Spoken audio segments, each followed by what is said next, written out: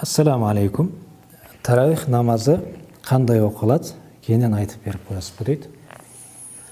Таравих намазы бардық мазхабтарда, бір эле Ханафи мазхабында емес, балким 4 мазхабта тең 20 рекет оқылады.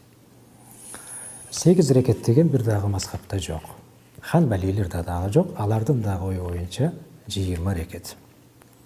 Анткени үммет алымдардын барысы Омар радиаллаху анхудан баштап ушул нерсеге иттифак, ушул нерсеге ынанышкан таравих намазы 20 рекеттен турат дегенге. 20 рекетти убактысын айта турган болсок, куптан намазын убактысын ичинде окулат. Бирок парызынан кийин болуп калат. Куптан намазын парызын окугандан кийин анан окулат. Кааласа сүннөтүн окуп туруп окуйт. Витр важипти окуганга чейин. Кааласа витр намазын окугандан кийин деле окуп койсо жарай берет, болгону куптандын убактысы чыгып кетпеген болсо.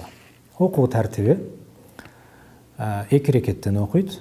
Кааласа 4 рекеттен окуйт. Эгер 4 рекеттен дагы көбөйтүбеген болсочу, анда деле жарай берет. Эгер ар бир 2 рекеттен кийин аттахиятка отурган болсо шарты. Ташаххуд бар эмеспи? 2 рекеттен кийин ташаххуд окуду. Кийинки 2 рекет окуду, анан кайра аттахиятка отуруп, ушинтип 20 рекетти окуган болсо жарай берет.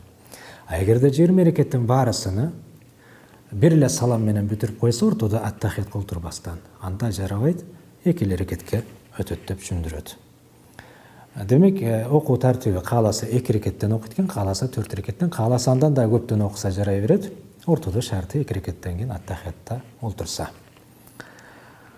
Анан ар бир 4 рекеттен кийин мейли 4 рекетти бир окусун же 2 рекеттен бөлүп окусун. Ар бир 4 рекеттен кийин бул мустахабы, жакшы амал, эс алуу деген бар. Ал эс алуу адамдардын адатына жараша болот.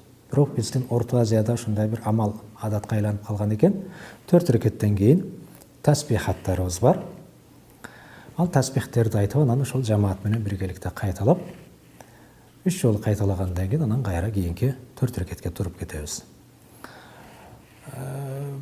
Бул биздин жергебизде адат болуп калган. Бирок башка жерлерде ошол 4 рекет окугандан кийин негизи таравих деген эс алуу дегенди билдирет да.